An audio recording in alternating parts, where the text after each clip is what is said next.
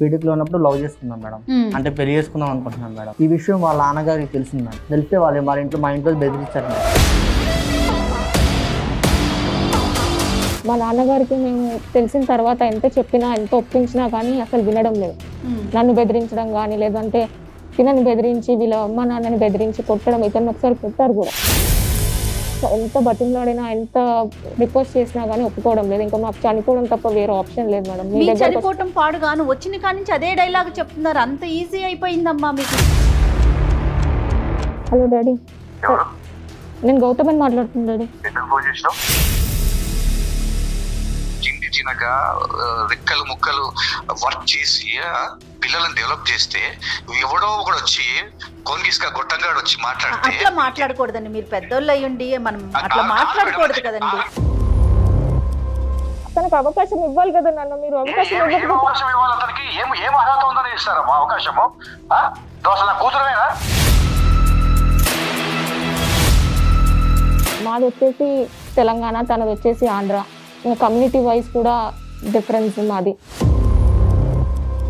Community ఒకటి, ఇద్దరు రాష్ట్రాలు వేరు, రాష్ట్రాలు దాటిన ప్రేమలు. అబ్బాయిని కుట్టడం కానీ వాళ్ళ అమ్మ నాన్నని బెదిరించడం కానీ ఇదే చేస్తున్నారు.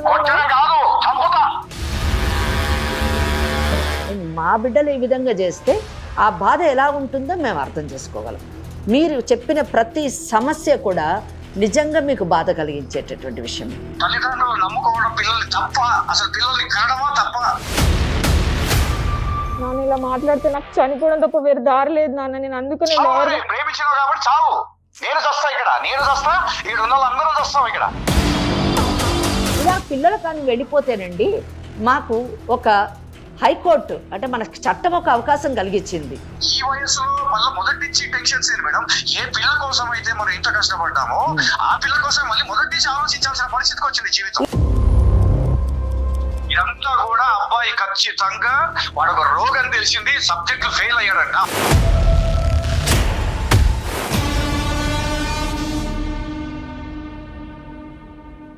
లీగల్ అడ్వైస్ కార్యక్రమానికి స్వాగతం. అమ్మా నమస్తే. నమస్తే అండి. అమ్మా, గౌతమి, సందీప్ అనే ఇద్దరు పిల్లలు మన అప్రోచ్ అయ్యారమ్మా. మేమిద్దరం చనిపోదాం అనుకుంటున్నాం అంటే డిసైడ్ అయిపోయారనమాట. ఓకే, వాళ్ళకి అంత కష్టం అంత కష్టం ఏమొచ్చిందో ఒకసారి మనం తెలుసుకుందాం. అంటే ఇంట్లో తల్లిదండ్రులు ఉంటారు, సమాజం ఉంటుంది, చుట్టాలు ఉంటారు, ఇంకా వాళ్ళకి వేరే ప్రపంచంతో సంబంధమే లేదంటమ్మా. ఇద్దరు తనువు చాలిస్తారట. Oh my God. మరి వాళ్ళతోనే మనం మాట్లాడి తెలుసుకుందాము. నమస్తే అమ్మా. నమస్తే అమ్మా. చెప్పమ్మా సందీప్. లవ్ చేశాను మేడం. ఎవరు అసలు ఆ అమ్మాయి? ఎట్లా పరిచయం నీకు? నా కాలేజీలో పరిచయం మేడం. మీ క్లాస్మేట్? Junior madam. నాకు 2 years బ్యాక్ జూనియర్ అన్నమాట. ఎన్ని సంవత్సరాల నుంచి పరిచయం? అంటే బీటెక్ లో ఉన్నప్పుడే పరిచయం. ఓకే. బీటెక్ లో ఉన్నప్పుడు లవ్ చేసుకున్నాం మేడం. అంటే పెళ్లి చేసుకుందాం అనుకుంటున్నాం మేడం. బీటెక్ లోనే? బీటెక్ లోనే. ఓకే. వాళ్ళ పేరెంట్స్ ఒప్పుకోవట్లేదు మేడం. ఓకే. ఈ విషయం వాళ్ళ నాన్నగారికి తెలిసింది మేడం. తెలిస్తే మా ఇంట్లో బెదిరించారు మేడం. మీదే ఊరు? మాది విజయవాడ మేడం. అమ్మాయిది? నీదమ్మా? మహబూబ్ నగర్ మేడం. మహబూబ్ నగర్. ఓకే. అసలు సమస్య ఏంటి? అంటే వాళ్ళ ఇంట్లో ఒప్పుకోవట్లేదు మేడం. మేము ఇద్దరం కలిసి బతుకుదాం, చచ్చిపోతాం అవసరమైతే. ఇంకా చచ్చిపోవటమే ఫైనల్? ఒప్పుకోపోతే చచ్చిపోతాం మేడం. నువ్వేమంటావు తల్లి? నేను అదే అంటాను మేడం. మా నాన్నగారికి మేము తెలిసిన తర్వాత ఎంత చెప్పినా ఎంత ఒప్పించినా కానీ అసలు వినడం లేదు. నన్ను బెదిరించడం కానీ లేదంటే తినని బెదిరించి వీళ్ళ అమ్మ నాన్నని బెదిరించి కొట్టడం, ఇతను ఒకసారి కొట్టారు కూడా. సో ఎంత ప్రయత్నించినా గానీ ఒప్పుకోవడం లేదు. సో మాకు ఇంకా ఏం ఆప్షన్ లేదు. అది ఒకటి. నేను ఒక్కతే అమ్మాయి మేడం. మీ నాన్నగారు ఏం చేస్తారు? మీ నాన్నగారు బిజినెస్ మ్యాన్. మీ నాన్నగారు? మేడం తో మాట్లాడు ఒకసారి. మేడం నమస్తే మేడం. నమస్తే అమ్మా. పెద్దలు ఎందుకు ఒప్పుకోవట్లేదు?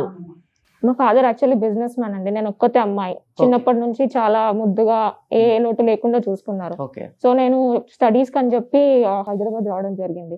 సో ఇక్కడ బీటెక్ లో చదువుతున్నప్పుడు ఈ అబ్బాయి పరిచయం అయ్యాడు. ఒక 2 years నుంచి బాగా కేరింగ్ గానీ బాండింగ్ బాగా ఇదై నేను ఇంకా ఈ అబ్బాయిని పెళ్లి చేసుకుందామని అనుకుంటున్నాను. అది మా నాన్నగారితో చెప్పాను. బట్ మా నాన్నగారు అస్సలు మమ్మల్ని మీతో పాటు బీటెక్ చేశారు కానీ ఉద్యోగం లేదు. ప్రయత్నిస్తున్నాడు. అంటే ఎంతకాలం అయింది బీటెక్ కంప్లీట్ అయ్యి? చదువుతున్నారా? అయిపోయింది? 2 years అయిపోయింది మేడం.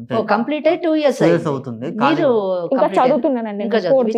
4th year అండి. ఓకే. సో అదే చెప్పాను కానీ వినడం లేదు. చంపేస్తా అంటున్నారు. ఉద్యోగం లేకపోవటం ఒక్కటే సమస్య, ఇంకేమైనా సమస్యలు ఉన్నాయా వారికి? వాళ్ళకి ఉద్యోగం కాకుండా వీళ్ళది పేద ఫ్యామిలీ మేడం. మీ నాన్నగారికి తెలుసా వాళ్ళ ఫ్యామిలీ బ్యాక్గ్రౌండ్ గురించి ఇవన్నీ నువ్వు చెప్పావా? తెలుసా. మాట్లాడారా ఆయన ఏమన్నా? మాట్లాడారండి. ఆ. సో అయినా కానీ వెళ్ళి బెదిరించడం కానీ, ఎలా చేసుకుంటావు, కొట్టడం కానీ ఇలా చేశారు మేడం.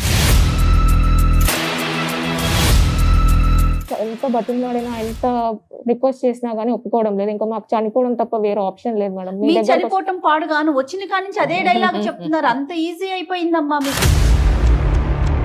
మీ ఇంట్లో పరిస్థితి ఏంటి? ఒప్పిస్తాను మేడం. నువ్వు ఒప్పిస్తావా? ఒప్పిస్తాను మేడం ఇంట్లో. కొద్దిగా నేను అదే ఏదో మంచి కష్టపడి జాబ్ తెచ్చుకొని అమ్మాయిని చూసుకుందామనే ఉద్దేశంతో ఉన్నాను మేడం. వాళ్ళకి చెప్తే వాళ్ళ పేరెంట్స్ ఒప్పుకోకుండా మా పేరెంట్స్ మీద బెదిరిస్తారు మేడం. ఇంటికి వచ్చి కొట్టి అదంతా బెదిరించడం అవసరం, వాళ్ళు కొట్టి మేమే ఇద్దరం కలిసి చచ్చిపోతాను మేడం. 2 years నుంచి నువ్వు ట్రయల్స్ లో ఉన్నావా? జాబ్ కోసం ట్రై అంటే చేస్తున్నా? బ్యాక్లాగ్స్ ఉన్నాయి మేడం, అవి కొద్దిగా క్లియర్ చేసుకున్న తర్వాత చేసుకుందాం అని చెప్పి మేడం. మీ ఇద్దరు పెళ్లి చేసుకుని ఎలా బతుకుతారు? నువ్వు తన్నెలా పోషిస్తావు? రేపొద్దున అంటే మీ ఇద్దరేనా? రేపు మూడో వాళ్ళు వస్తారు మీ జీవితంలోకి, ఎలా పోషిస్తావు నువ్వు? ఏదో పని చేసుకుంటా మేడం. అంటే ఇది సినిమా కాదు కదా నాన్న. ఏదో ఒక పని చేసేసుకొని తెల్లారిపాటికి నువ్వు కోటేశ్వరుడైపోయి ఉద్యోగం చేసేసుకొని సంపాదించేసేయడానికి ప్రాక్టికల్ గా ఆలోచించండి. అదే ఇబ్బంది పడుతున్నారేమో వాళ్ళ నాన్నగారు. ఇక్కడ మేడం ఒక్కటి, వాళ్ళ తల్లిదండ్రులు ఎందుకు వద్దంటున్నారు అన్నదే ఆలోచించాలి. అవునమ్మా. తల్లిదండ్రులు ఎప్పుడు కూడా వ్యతిరేకిస్తుంటారు, ఆనాటి నుంచి ఈనాటి మటుకు కూడా. ఎందుకు వ్యతిరేకిస్తారంటే వాళ్ళు ప్రేమకి వ్యతిరేకులు కాదు, శత్రువులు కాదు. వాళ్ళు కేవలము వాళ్ళ భవిష్యత్తు, ప్రేమికుల యొక్క భవిష్యత్తు ఎలా ఉంటుంది అని చూడగలుగుతారు వాళ్ళ జీవితానుభవంతో. అమ్మ అసలు నీకు ఎందుకు ఇష్టం? Madam caring madam. మా నాన్న కంటే బాగా చూసుకున్నాడు. ఒకరినొకరిని అర్థం చేసుకోవడంలో కానీ, నాకు ఏ ప్రాబ్లం వచ్చినా కానీ మా నాన్న కంటే ఎక్కువ బాగా చూసుకున్నాడు. సో అది అర్థం చేసుకోవడం నాకు చాలా బాగా నచ్చింది. ప్రేమ చూపించేది, నాకు నా జీవితాంతం కలిసి ఉంటుందా అని చెప్పి పాపం మాట్లాడేది నాతో. అలాంటి వాళ్ళు నాతో లైఫ్ లాంగ్ బాగుంటారని అనుకుంటాం కదా మేడం. మాటలు కాదు కదా మేడం, మాకు పెట్టినా పెట్టపోయినా మాటలు అనేవాళ్ళు మేడం. ఆ మాటలకి ప్రేమించి నాకు కనెక్ట్ అయ్యాయి మేడం కొంచెం బాగా. గౌతమి ఒక పేద పిల్లోడిని ఎంచుకొని ఆయనలోని ఏమీ ఆశించకుండా తన జీవితం ఆ పేదరికంలో ఎలా కొనసాగుతుందో తను అర్థం చేసుకునే వయసు ఉంది, చదువు ఉంది. అలాగే ఆ అబ్బాయి కూడా తన యొక్క సహాయాన్ని లేదా తన యొక్క మాటల తీరుని ఇవన్నిటిని మెచ్చుకోవడం, ఆ సంస్కారాన్ని గౌరవించడం కూడా ఒక మంచి విషయం. కానీ ఇక్కడ పెద్దలు ఎందుకు వద్దంటున్నారు అన్న విషయానికి చాలా కారణాలు ఉండి ఉండొచ్చు. కానీ ఆ కారణాలు ఏంటో వీలైనంత మటుకు వాళ్ళ తల్లిదండ్రుల ద్వారా మనం వింటే బాగుంటదేమో అని నేను అనుకుంటున్నాను. మీ నాన్నగారితో ఏమన్నా మాట్లాడదామా? ఒకసారి మాట్లాడతారంటావా? ఆయన మాట్లాడదాం. మాట్లాడేకి ముందు బలమైన కారణాలు ఏమైనా ఉన్నాయా? మేడం, మాది వచ్చేసి తెలంగాణ, తనది వచ్చేసి ఆంధ్ర. కమ్యూనిటీ వైజ్ కూడా డిఫరెన్స్ మాది. సో ఈ రీజన్స్ మా నాన్నకి కమ్యూనిటీ ఒకటి, ఇద్దరు రాష్ట్రాలు వేరు, రాష్ట్రాలు దాటిన ప్రేమలు. ఇంకా డబ్బు మెయిన్. మేము బాగా రిచ్ ఫ్యామిలీ, వాళ్ళది వచ్చేసి అసలు ఏం లేదు. న్యాచురల్లీ ఉంటది అది. గౌతమి కాల్ చేయనా? హలో హలో డాడీ, నేను గౌతమని మాట్లాడుతున్నా డాడీ. ఎందుకు ఫోన్ చేసినావు? డాడీ ఏంటి డాడీ ఎలా అంటావు?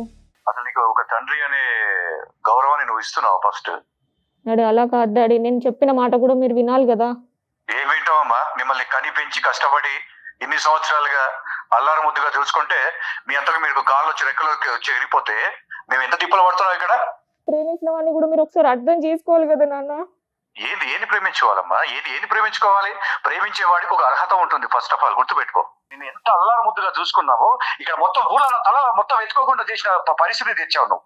అలా కాదు నాన్న, నేను మీకు చెప్పాను కూడా కదా. మీరు ఒకసారి చూసి ఒక తనకు అవకాశం ఇవ్వాలి కదా నాన్న. మీరు అవకాశం ఇవ్వాలి అతనికి. ఏం అర్హత ఉందని ఇస్తారమ్మా అవకాశము? నువ్వు అసలు నా కూతురువేనా? ఎంత ముద్దుగా చూసుకున్నా నువ్వు. కాలు కింద పెడితే కందిపోతుందేమో నా కూతురు అని రెక్కలు ముక్కలు కష్టపడి నీ కోసం ఇంత చేస్తే కాళ్ళు కొని నువ్వు కావాల్సిన ఫోన్లు అన్ని ఇప్పిస్తే నువ్వు ఒక్క దెబ్బతో తండ్రి అనే విషయాన్ని మర్చిపోయినావు నువ్వు. నాన్న ఇలా మాట్లాడితే నాకు చనిపోవడం తప్ప వేరే దారి లేదు నాన్న. చనిపోమ్మా, ఇక్కడ మేము కూడా వస్తూనే ఉన్నాం తెలుసా. ఊర్లో తల ఎత్తుకోలేక ఎట్లుందంటే పరిస్థితి. ఎక్కడ కూతురు ఎక్కడ? ఏ సమాధానం చెప్తావు? ఎక్కడ పోయినా చెప్తావు? నాన్న మీకు ఊరు పరువు కావాలా? మీకు కూతురు ఇది కావాలా నాన్న చెప్పండి. ఆ విషయాన్ని నువ్వు కూడా ఆలోచించాలి. ఆ విషయాన్ని నువ్వు కూడా ఆలోచించాలి. నువ్వు గౌరవం ఏమిచ్చినావు, ఇంత కష్టపడి పెంచినావు కదా, ఒక్కసారి ఒక్క నిమిషం నువ్వు ఆలోచించావా? మా నాన్నగారు ఎంత నా కోసం చేశారు, ఏది కావాలంటే అది ఇప్పించారు, ఏది కావాలంటే చేశారు. అలాంటి నాన్నకి ఒక మాట చెప్పాలి, నాన్నకు కూడా ఒక ఇష్టాలు ఉంటాయని నువ్వు ఏనాడైనా చెప్పినావా? నాన్న నేను ప్రేమించాను కానీ పెళ్లి మాత్రం చేసుకోలేదు కదా నాన్న. అది మీకు ఒప్పించి చేసుకుందామని నేను ఇప్పటిదాకా మీరు బతిమలాడుకుంటూనే వచ్చాను. కానీ మీరు మాత్రం అబ్బాయిని కుట్టడం కానీ వాళ్ళ అమ్మ నాన్నని బెదిరించడం కానీ ఇదే చేస్తున్నారు నాన్న. ఇద్దరిని చంపుతానని చెప్తున్నా, మంచిగా చెప్తున్నా. నేను ఇంకా మంచిగా చెడు లేదు, అయిపోయింది. అయినా ఒక విషయం అమ్మా, నీకు చాలా సార్లు చెప్పినా, మన స్టేటస్ ఏంటి, మన పద్ధతులు ఏంటి, మనం ఏంటి, అసలు అవతల వాడికి ఒక చదువు ఉందా, చదువుకుని పాస్ అయ్యిందా, ఉద్యోగం చేసే అర్హత ఉందా, అతనికి ఏం ఆలోచించాడు అసలు? చేస్తాడు నాన్న, ట్రై చేస్తున్నాడు. నేను మీకు అదే చెప్తాను కదా, పాస్ అయ్యిందా? అవ్వలేదు కానీ ట్రై చేస్తున్నాడు నాన్న. మళ్ళీ ఇప్పుడు బ్యాక్ లాగ్స్ రాస్తున్నాడు. నువ్వు చూస్తలేవా మన ఫ్యామిలీలో ఫారిన్ కంట్రీస్ కి వెళ్ళిన వాళ్ళే, చదువుకున్న వాళ్ళకి ఉద్యోగాలు లేక రోడ్ల మీద పెట్రోల్ బంక్ లో పనిచేస్తున్నారు. ఈ ఊర్లలో ఉండే వాళ్ళు వీళ్ళు ఎలా నేర్చుకుంటారు, ఎలా పాస్ అవుతారు, ఎలా నిన్ను పోషిస్తారు, ఎలా చెప్పు, నువ్వే చెప్పు. ఏదో ఒక రకంగా పెట్టి పోషిస్తారు. ఏదో ఒక రకంగా ఎట్లా పోషిస్తారు? నాకు అర్థం కాదు, ఏదో రకంగా ఎట్లా పోషిస్తారు? నాన్న మీరు మాట్లాడితే నాకు చనిపోవడం తప్ప వేరే దారి లేదు. అందుకనే మీరు చేసిన పనికి నేను ప్రతి నిమిషం చచ్చిపోతున్నా ఇక్కడ. నాకు అసలుకి ప్రతి నిమిషం చచ్చిపోవాలి నేను. మీరు ఎంత పని చేశారు, చెప్పకుండా చెయ్యకుండా ఒక మాట అడగాలి కదా. నీకు ఏం తక్కువ చేసినావు, నేను ఏం తక్కువ చేసినావమ్మా మీకు? ఎవడొక వేస్ట్ ఫేవర్ దగ్గరికి ఒక వాడు చదువు నేను అన్ని ఎంక్వైరీ చేసిన, ఒక కాలేజీలో పాస్ మార్క్ లేదు, ఒక అటెండెన్స్ లేదు, అలాంటి వ్యక్తి దగ్గర నువ్వు పెట్టుకుంటే ఏ విధంగా నువ్వు జీవితాన్ని ముందుకు తీసుకెళ్తావు? నాన్న నేను చెప్పేది ఒకసారి వినండి నాన్న. ఒక్కసారి ఆ అబ్బాయితో కూర్చొని మాట్లాడి వినండి నాన్న. ఒక్క నిమిషం నువ్వు ఆగు.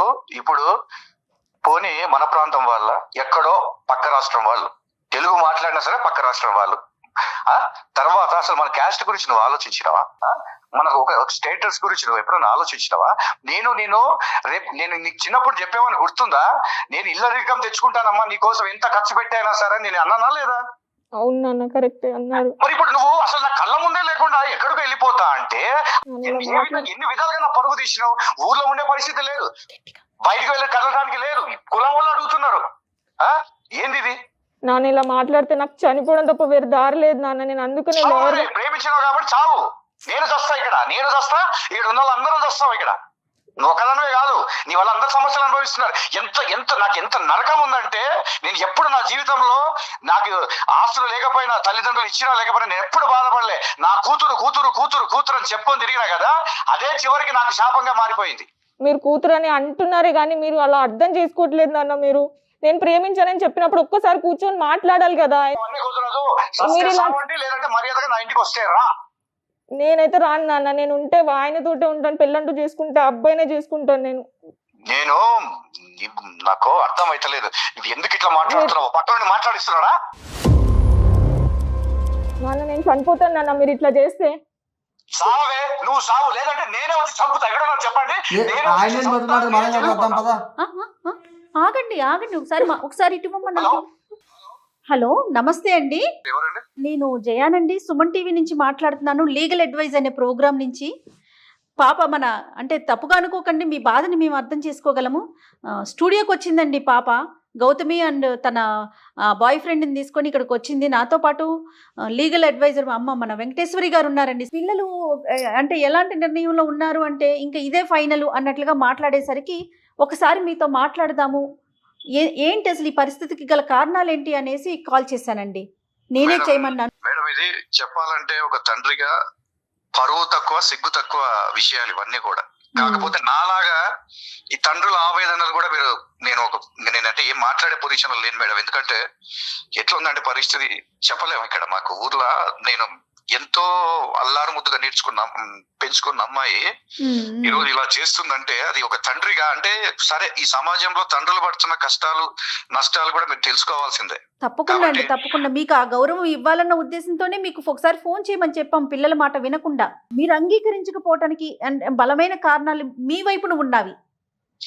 మేడం, ఇక్కడ ఏంటంటే అండి, చాలా మంది సెంటిమెంట్ ఫెలోస్ గా చాలా మంది ఉంటారు మేడం. చిన్నప్పటి నుంచి అందరూ కూడా ఈ కాలంలో ఎవరు లేరు, కానీ తండ్రిగా మాత్రం ప్రతి ఒక్క వ్యక్తి ఇలానే ఆలోచిస్తాడని మాత్రం నేను ఒక తండ్రిగా అనుకుంటున్నా. అయితే ఒక అమ్మాయిని అసలు ఒక అమ్మాయి పుట్టంగానే అమ్మాయి భవిష్యత్తు గురించి ఆ అమ్మాయి ఇలా ఉండాలి, ఇలా తిరగాలి, ఇలా ఒక అబ్బాయితో ఇచ్చి పెళ్లి చేయాలి, ఇలా ఫ్యూచర్ లో వాళ్ళు ఒక ఇంట్లో ఉంచాలి అని మేము కష్టపడింది ఎందుకు మేడం? చిన్నప్పటి నుంచి కూడా తిండి తినక రెక్కలు ముక్కలు వర్క్ చేసి పిల్లలను డెవలప్ చేస్తే ఎవడో ఒకడు వచ్చి కోన్గిస్కా గొట్టంగాడు వచ్చి మాట్లాడితే అట్లా మాట్లాడకూడదండి. మీరు పెద్దోళ్ళు అయ్యుండి మనం అట్లా మాట్లాడకూడదు కదండి. మేడం ప్రేమించిన వ్యక్తికైనా ఫస్ట్ ఆఫ్ ఆల్ ఒక అర్హత ఉండాలి మేడం. నేను కనుక్కున్నా, వ్యక్తి గురించి కనుక్కున్నా. అర్హత అంటే మీరు అంగీకరించకపోవడానికి కారణం ఏదన్నా చెప్పండి ఒక్కసారి నాకు. నా కూతుర్ని నేను బాధ్యతగా పెంచి ఎప్పుడో చిన్నప్పటి నుంచి నేను ఆస్తులు ఆ పిల్లకు కూడబెట్టుకుంటూ వస్తున్నా. ఓకే ఓకే కూడబెట్టుకుంటూ వస్తున్నా. అవతల వ్యక్తి ఎలా ఉన్నాడంటే నేను కొన్ని విషయాలు తెలుసుకున్నా. కేవలం ఆస్తి కోసమే ఈ ట్రాప్ జరుగుతుందని. ఇదంతా కూడా ఒక ట్రాష్ మేడం. ఇదంతా పెళ్లి చేసుకుంటారు, అయిపోయిన తర్వాత పిల్లలు ఏం చేస్తారు అనేది కూడా ఒక క్లారిటీ లేదు. ఇదంతా కూడా అబ్బాయి ఖచ్చితంగా వాడు ఒక రోగం తెలిసింది, సబ్జెక్టులు ఫెయిల్ అయ్యాడంట. అవును మేడం, ఒకవేళ వీళ్ళు పెళ్లి చేసుకుంటే ఎలా బతుకుతారు మేడం? ప్రతి మనిషికి పరువు ఉంటుంది మేడం. పరువు అంటే మేడం మనం సంపాదించుకున్న ఆస్తులు ఇవన్నీ కాదు మేడం, మన పిల్లలు. నా పరువే నా పిల్లలు అయినప్పుడు ఆ పిల్ల ఎవరితోడో తిరుగుతూ ఎక్కడెక్కడో తిరుగుతూ ఈ రోజు వచ్చి నేను చచ్చిపోతా అంటే ఎలా అవుతాను మేడం? వాళ్ళు చావడం కాదు మేడం, నేనే చంపేస్తాను. వాళ్ళని చంపి నా భార్యను కూడా చంపి నేను చచ్చిపోతా. సమస్య అన్నిటికీ చావే పరిష్కారం అండి. మీరు అదే మాట మాట్లాడుతున్నారు. మీ కూతురు కాబట్టి ఆ పిల్ల కూడా అదే చెప్తా ఉంది. మరి ఏం చేయాలి మేడం? ఇప్పుడు పరువు పోయి ప్రతిష్ట పోయి అసలు ఊర్లో నేను నిజంగా మేడం ఒక తండ్రిగా చెప్పాలంటే నా వల్ల బతుకుతున్నాం మేడం, అంతే. కాదండి, నాతో పాటు అమ్మ అడ్వకేట్ వెంకటేశ్వరి గారు ఉన్నారు. ఒక్కసారి మాట్లాడండి అమ్మతో. హలో హలో నమస్కారం అండి మేడం. నమస్తే అండి. నాకు ఈ కేసు అంతా వింటూ ఉంటే చాలా ఆశ్చర్యంగా, చాలా నవ్వు కూడా వస్తుందండి. సేమ్ మేడం, ఇదే పరిస్థితి ఊర్లో మొత్తం ఇదే ఎదుర్కొంటున్నా మేడం. ఎట్లా ఉందంటే అది ఒక తండ్రిగా నేను ఇంకా చెప్పుకోలేదు. లేదు నేను అర్థం చేసుకోగలను. ఎందుకంటే మీకు మీ పిల్లలు చేసినటువంటి ఈరోజు మీకు తీసుకొచ్చినటువంటి సమస్య మీకు కొత్త, కానీ మాకు అడ్వకేట్గా ఎన్నో కేసులు మేము చూస్తూ ఉంటాము. తల్లిదండ్రుల బాధని మేము అర్థం చేసుకోగలము, అలాగే పిల్లలు ఎదుర్కొనేటటువంటి సమస్యలను కూడా మేము అర్థం చేసుకోగలం. అదే మాట్లాడదాం. మీరు కొంచెం ఓపెన్ మైండ్తోని ప్రశాంతంగా వింటే తప్పకుండా ఈ సమస్యకి సొల్యూషన్ చావు కాదు. మా బిడ్డలు ఈ విధంగా చేస్తే ఆ బాధ ఎలా ఉంటుందో మేము అర్థం చేసుకోగలం. మీరు చెప్పిన ప్రతి సమస్య కూడా నిజంగా మీకు బాధ కలిగించేటటువంటి విషయం. ఈరోజు వాళ్ళు చేసినటువంటి పని మీకు ఊర్లోని మీరు తలెత్తుకోలేకుండా సమాధానం చెప్పలేనటువంటి ఒక భయంకరమైనటువంటి బాధ పరిస్థితిలో మీరు ఉంటారన్నది నేను అర్థం చేసుకోగలను. లేదు మేడం, బాధని కాదు మేడం, చెప్పాలంటే ఎట్లంటే అసలు మేమిద్దరం భార్యాభర్తల ముందు చచ్చిపోవాలనిపిస్తుంది. కానీ ఫస్ట్ దీనికి అంతటికి ఇలాంటి ఈ సంఘటన అంటే ప్రతి తండ్రి కూడా ప్రతిసారి ఎందుకు రియాక్ట్ అవుతుంటారు మేడం అంటే ఇలా తల్లిదండ్రులు నమ్ముకోవడం పిల్లల్ని తప్ప, అసలు పిల్లల్ని కనడమా తప్ప. కనీసం నా లైఫ్ అయినా వాళ్ళకి మెసేజ్ ఇస్తుందేమో అనేసి చివరిసారిగా నేను ఇలా ఎవరు చేయకూడదని అంత గట్టిగా నిర్ణయం తీసుకున్నాను మేడం. ఎందుకంటే తిండి తినబుద్ధి అవ్వట్లా, అసలు ఒక బయటికి వెళ్ళబుద్ధి అవ్వట్లా. ఎందుకురా ఈ జీవితం, ఈ పిల్లలు ఎందుకురా కన్నాం, ఎందుకురా నాయన అనేసి. ఇక్కడ అదే విషయమే ఈ అమ్మాయి ఒక మాట చెప్పింటే వీళ్ళు చెప్పకుండా ఎక్కడికి వెళ్ళిపోయి ఫోన్ చేస్తే నేను ఇక్కడ ఉన్నానని చెప్తే ఎట్లా మేడం? ఒక తండ్రిగా నాకు బాధ్యత ఉంటుంది. నేను ఇప్పటికీ మేడం తప్పు ఎక్కడ ఉందో ఆలోచిస్తూనే ఉన్నాను. కానీ ఒక మాట నాన్న ఇలా జరిగిందని చెప్పకుండా వెళ్ళిపోయి ఊరు మొత్తం పరువు తీసేసి ఇప్పుడు వచ్చి ఇంత బహిర్గతంగా చేస్తే ఎలా మాట్లాడతాం మేడం? ఇది 100% రాంగ్ అండి. నేను మీతో పూర్తిగా ఏకీభవిస్తున్నాను. ఇప్పుడు ఎందుకు భయపడ్డారు అంటే ఆయన ఒక 3 కారణాలు చెప్పారమ్మా తనతో మాట్లాడినప్పుడు. ఒకటి కమ్యూనిటీ, ఒకటి రాష్ట్రాలు వేరు, ఒకటి ఆస్తులు అంతస్తులు. అవి 3 ఆయన చెప్పినవి నిజాలు. వాటికి భయపడి పిల్లలు చెప్పలేదేమో, అది ఆలోచించాలి కదమ్మా పెద్దవాళ్ళకి. అటువైపు కూడా ఆలోచించాలి కదా. అది కూడా ఆలోచించాలి. ఇంకో విషయం కూడా శ్రీనివాస్ గారు, నాకు నచ్చినటువంటిది ఏంటంటే ఈ కాలంలోని పిల్లలు తల్లిదండ్రులు చెప్పకుండా వెళ్ళిపోయి పెళ్ళిళ్ళు చేసుకొని తల్లిదండ్రులు వాళ్ళ కర్మానికి వదిలిపెట్టేది ఒక రకమైతే, కొత్తగా ట్రెండ్ ఏంటంటే 4 రోజులు తిరగడము, లివ్ ఇన్ రిలేషన్షిప్ అనడము, ఆ తర్వాత ఎవరి దారిన వాడు వెళ్ళిపోతున్న కాలంలో మేము పెళ్లి చేసుకుంటాము, ఆ పెళ్లి చేసుకోవడం కూడా ఎలాగ నాన్నను ఒప్పించి చేసుకుంటాము అని చెప్పేసి ఆ అమ్మాయి పదే పదే ఇందాక మీతో మాట్లాడినప్పుడు నేను విన్నాను. ఇక్కడ మీ పెంపకం యొక్క గొప్పతనం మాకు కనిపిస్తుంది, వాళ్ళలో ఉన్నటువంటి నిజాయితీ కూడా మాకు కనిపించింది. నిజం చెప్పాలి అదే మేడం, అదే నిజాయితీ ఎక్కడ పోయింది అసలు? ఈ కాలాలు ఎట్లున్నాయి మేడం, ఊళ్ళో కూడా చూస్తూనే ఉన్న పరిస్థితులు. 2 రోజులు 3 రోజులు పోతారు, పోయిన తర్వాత ఏదేదో జరుగుతుంది, మొత్తం అయిపోయిన తర్వాత నాన్న అంటే ఏం చేయాలి? ఎవరు చేసుకుంటారు నా పిల్లని? కరెక్ట్ ఎంత హీనంగా చూస్తారు. కరెక్ట్. అటువంటి పరిస్థితిలోకి మనం తోయకూడదు. మనము వాళ్ళకు అండగా నిలబడి ఒక సాంప్రదాయ పద్ధతిలోని, ఒక సామాజిక పద్ధతిలోని, నైతిక విలువలతో కూడినటువంటి ఒక బంధాన్ని మనం ఏర్పాటు చేసి మనం వెనక అండగా నిలబడినప్పుడు తప్పు చేసేటటువంటి అవకాశం ఉండదు. ఆ అవకాశం మీ పిల్లలు మీకు ఇచ్చారు, మేము కూడా దానికి అంటే మీతోని సహకరించాలి అని అనుకుంటున్నాము. ఈ కేసులోనండి నేను అనుకుంటానంటే వినండి, మీకు నచ్చితే మీ యొక్క కన్సెంట్ ఇవ్వండి, ఆశీర్వదించండి. ఏదైనా కూడా ముఖ్యంగా పిల్లలు కాదు మేడం, తల్లిదండ్రుల గురించి ఆలోచించండి. ఎందుకంటే తప్పకుండా ఈ వయస్సులో మనము పిల్లలకు పెళ్లిళ్ళు చేసి వాళ్ళ ఆనందాలు కోరుకుంటాం, కానీ ఈ వయస్సులో మళ్ళీ మొదటి నుంచి టెన్షన్స్ ఏంది మేడం? ఏ పిల్ల కోసం అయితే మనం ఇంత కష్టపడ్డామో ఆ పిల్ల కోసం మళ్ళీ మొదటి నుంచి ఆలోచించాల్సిన పరిస్థితికి వచ్చింది జీవితం. మనం ఆ పరిస్థితి తీసుకురావద్దు. మీరు అందుకే వినట్లేదు. సొల్యూషన్ వింటే మీరు ఏది చెప్తున్నారో దాంతో మేము ఏకీభవిస్తున్నాం. ఇలా పిల్లలు కానీ వెళ్ళిపోతేనండి, మాకు ఒక హైకోర్టు అంటే మనకు చట్టం ఒక అవకాశం కలిగించింది. అంటే కూర్చొని మాట్లాడుకునేటటువంటి అవకాశం కూడా లేకుండా పిల్లవాడు కానీ పిల్ల కానివ్వండి మాట్లాడకుండా వెళ్ళిపోతే, తల్లిదండ్రులకు అవకాశం ఇవ్వకపోతే మనం హైకోర్టులో రిట్ ఆఫ్ హేబస్ కార్పస్ అని వేసుకోవచ్చండి. వేసుకున్నప్పుడు ఆ పిల్లని పిల్లవాడిని ఎవరైతే వెళ్ళిపోయారో వాళ్ళని హైకోర్టు ముందు నిలబెడతారు పోలీస్ వ్యవస్థ. నిలబెట్టినప్పుడు అప్పుడు కోర్టు తల్లిదండ్రులతో మాట్లాడుకునేటటువంటి అవకాశం కలిగిస్తుంది. అప్పుడు కూర్చొని పిల్లలతో మాట్లాడి ఆ సమస్యని పరిష్కరించుకునేటటువంటి కేసులు, సందర్భాలు చరిత్రలో ఉన్నాయండి. అయితే ఇక్కడ ఓకే, ఇక్కడ ఆ అబ్బాయి గనక నిజంగా ఒక ఫ్రాడ్ అనే ఒకటి గనక తేలిందంటే అప్పుడు మీరు ఎలా నిర్ణయాలు తీసుకుంటారు మేడం? అందుకేనండి నిర్ణయం అసలు ఇప్పుడు తీసుకోవట్లేదు. నేను చెప్పేది ఈ కేసులో సొల్యూషన్ ఏంటంటే, మీరు చెప్పినట్టుగా ఆ అబ్బాయికి బ్యాక్లాగ్స్ ఉన్నాయి. అంటే బాధ్యత మనకి ఎక్కువగా కనిపించలేదు. నిజంగానే నేను మీతో ఏకీభవిస్తున్నాను. ఇప్పుడు బీటెక్ అది చేయట్లేదు. బీటెక్ అబ్బాయి కంప్లీట్ కాలేదు కనుక ఇది సమయం కాదు, పెళ్లి చేసుకునే సమయం కాదు.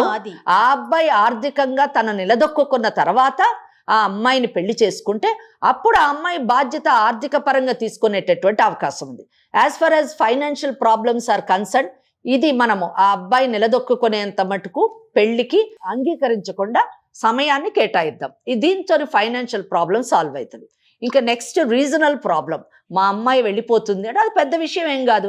మీ అమ్మాయి మీరున్నటువంటి ఊర్లోకి ఆ అబ్బాయి వస్తాడు, షిఫ్ట్ అవుతాడు, అక్కడే జాబ్ చేసుకునేటటువంటి పరిస్థితులు మీరు ఏర్పాటు చేయొచ్చు. మీరే అన్నారు కదా, మా అమ్మాయికి నేను అన్ని విధాలా సమకూర్చాను అండి అంటే ఆ అబ్బాయిని పెళ్లి చేసుకున్నప్పుడు ఆ అబ్బాయికి కూడా అవన్నీ లభించినట్టే కదా. కనుక మీకు అల్లుడు కాదు ఒక కొడుకుని తెచ్చుకున్నామని అనుకోండి మీరు. అలాగా ఇటు ఫైనాన్షియల్ ప్రాబ్లం సాల్వ్ అవుతుంది, రీజనల్ ప్రాబ్లం సాల్వ్ అవుతుంది. క్యాస్ట్ విషయంలో మాత్రం మీరు కాంప్రమైజ్ కావాల్సిందే. అయితే ఒక్క విషయం, ఇక్కడ మనము పెద్దవాళ్ళగా కాస్త కూల్గా ఆలోచించాలి. ఎందుకంటే మీకు ఎలాగా పెద్దలకి లీగల్ రెమెడీ ఉందో అలాగే రేపు పిల్లలకు కూడా రెమెడీ ఉంది. ఎందుకంటే రేపు వాళ్ళిద్దరూ పెళ్లి చేసుకొని మీకు చెప్పకుండా మా ఇద్దరికి ప్రొటెక్షన్ కావాలి, మేమిద్దరం భార్యాభర్తలము అని కోర్టుకు కానీ వాళ్ళు ఆశ్రయిస్తే తప్పకుండా కోర్టు వాళ్ళకి ప్రొటెక్షన్ ఇస్తుంది. ముఖ్యంగా వాళ్ళు పెళ్లి చేసుకునే అవకాశం కూడా ఉంది, ఎందుకంటే బోత్ ఆర్ మేజర్స్. కనుక అక్కడ చట్టపరంగా పెళ్లి చేసుకోవడానికి మేజర్స్ అయితే సరిపోతుంది. సెక్షన్ 5 ఆఫ్ హిందూ మ్యారేజ్ యాక్ట్లో ఉన్న కండిషన్స్ ఫుల్ఫిల్ అయిపోతే పెళ్లి చేసుకోవచ్చు. దానికి క్యాస్ట్ ప్రాబ్లం కానివ్వండి, ఫైనాన్షియల్ ప్రాబ్లమ్స్ కానివ్వండి, లేదా రీజనల్ ప్రాబ్లమ్స్ కానివ్వండి, ఇవన్నీ కండిషన్స్ కాదు మ్యారేజ్కి. అడుగుదాము ఆ అబ్బాయి ఎంత కాలంలో సెటిల్ అవుతాడు, ఫైనాన్షియల్గా ఎంత కాలానికి నిలదొక్కుని తన భార్యని పోషించుకునేటటువంటి పరిస్థితికి ఎప్పట్లోనే అతను రాగలడో కనుక్కొని అప్పుడు మటుకు వీళ్ళిద్దరు పెళ్లి చేయకుండా వాళ్ళిద్దరూ మామూలుగా ఉంటారు. ఆ తర్వాత మీరు నిలబడి పెళ్లి చేస్తే బాగుంటుంది. అంత మటుకు కావాలంటే ఒక agreement, MOU memorandum of understanding కూడా మీరు రాసుకోవచ్చు. ఎందుకంటే ఆ పిల్లోడు కూడా ప్రొటెక్షన్ ఉండాలి. ఈ లోపల మీరు మీ అమ్మాయికి బలవంతంగా వేరే పెళ్లి చేసినా అది కూడా చాలా ప్రాబ్లమాటిక్ అవుతుంది. కాబట్టి ఆ అబ్బాయికి ప్రొటెక్షన్ ముగ్గురు కలిసి, అంటే వాళ్ళ తల్లిదండ్రులు, మీ తల్లిదండ్రులు, ఈ పిల్లలిద్దరూ కలిసి 3 పార్టీలుగా ఒక మెమరాండమ్ ఆఫ్ అండర్స్టాండింగ్ చేసుకొని ఆ కండిషన్స్ ప్రకారం వెయిట్ చేయండి. అందులో ఏ కండిషన్ తప్పినా కానీ కోర్టుకు వెళ్ళేటటువంటి అవకాశం ఉంది అని రాసుకుంటే బాగుంటుందని నేను అనుకుంటున్నాను. ఈ దిశలో ఆలోచించండి. మరి ఏమంటారు మీరు? తప్పకుండా మేడం. నేను అంటే ఒక బాధ్యత గల తండ్రిగా నేను కూడా ఆలోచించాల్సిన బాధ్యత, ఎందుకంటే పిల్లలు మనకు సర్వస్వాన్ని మనం ఎప్పటికీ అనుకుంటుంటాం మేడం. అంతే కదా. కాబట్టి ఇన్ని రోజుల నుంచి నేను ఎదురు చూస్తూ వచ్చాను, లేకపోతే ఎప్పుడో ఏదో చేసేవాడిని. కాకపోతే ఇప్పుడు ఏంటంటే మేడం, మీరు చెప్పినది అది బాగానే ఉంది. నేను కూడా మీరు అన్నట్టుగానే మీ అండర్ కవర్ లోనే ఒకసారి కలిసి మాట్లాడుకొని మనము ఆ అబ్బాయి ఇప్పుడు ఉన్నది ఏంటంటే అండి, ఆ బీటెక్ బ్యాక్లాగ్స్ క్లియర్ చేయాలి, జాబ్ సంపాదించుకోవాలి. ఇదంతా ఎంత టైంలో చేయగలుగుతాడు? అదే మేడం, నేను ఫస్ట్ నుంచి అసలు ఒకసారి ఒక పనికిమాల పని చేసినప్పుడు ఒకసారి ఆలోచించుకోవాలి. ఏది లేకుండా వెళ్ళిపోయి అసలు ఏంటి, ఒక మనిషి అందంగా ఉంటే వెళ్ళి ప్రేమించాడు మేడం, ఇదే సమాజమా ఇది? అదే అందుకనే ఇప్పుడు ఈ విధంగా మనం పరిష్కరిద్దామండి. మీరు తప్పకుండా మీరు నాకు ఫోన్ చేయడం అనేది చాలా సంతోషకరమైన విషయం. నేను దేనికైనా రెడీగానే ఉన్నాను మేడం. కాకపోతే ఎవరికి వాళ్ళ నిర్ణయాలు తీసుకుంటే ఇక మేమెందుకు పెడతాం? లేదులేండి, పిల్లలు కదా. ఏమమ్మా నువ్వేం చెప్తే ఇప్పుడు మేడం చెప్పిన దానికి మీ నాన్నగారు ఒప్పుకుంటున్నారు. ఏమండి శ్రీనివాస్ గారు, అంతే కదా? మేడం నేనైతే మీరు చెప్పినట్టు వింటున్నాను మేడం. నేను ఖచ్చితంగా అబ్బాయి నిలబడతాడు అనుకున్నట్టు ముందుకు వెళ్ళి ఒక ఆర్థిక సంపాదన పరంగా నిలబడతాడని ఒక నమ్మకం కలిగితే మాత్రం నేను ఒకసారి ఆలోచిస్తాను మేడం. ఏమన్నా నువ్వేమంటావు?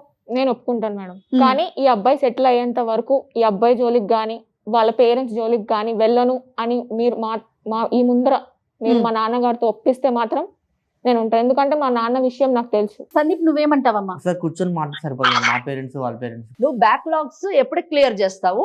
నువ్వు జాబ్ ఎప్పుడు సంపాదించుకుంటావు? ఆర్థికంగా నువ్వు నిలదొక్కుకోవడానికి మాకు ఎంత టైం కావాలో చెప్పు. మేము వాళ్ళ ఫాదర్తో మాట్లాడతాము. ఈ అమ్మాయిని అంత మటుకు వాళ్ళ తండ్రితో ఉంటది అమ్మాయి. అది మాకు కావాల్సి. నీకు ఎంత టైం కావాలి? నాకు ఒక 3 years కావాలి మేడం. ఇదండి శ్రీనివాస్ గారు, ఒక 3 సంవత్సరాల టైం అడుగుతున్నాడండి సందీప్.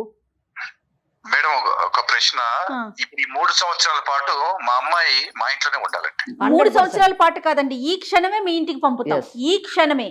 మీరు పెద్దవాళ్ళు చెప్తున్నారు కాబట్టి నేను కూడా ఆలోచించి నిర్ణయం తీసుకుంటాను మేడం. మీరు చెప్పినట్టే నేను చేస్తాను. తప్పకుండా. 3 years అతను టైం అడుగుతున్నాడు కదా, అతను బ్యాక్లాగ్స్ గానీ అసలు ఎలా నిలబడతాడు అనేది అది అబ్జర్వేషన్ జరుగుతూ నాకు ఒక రిపోర్ట్ అనేది ఎప్పటికప్పుడు కావాలి మేడం. తప్పకుండా ఉంటాను.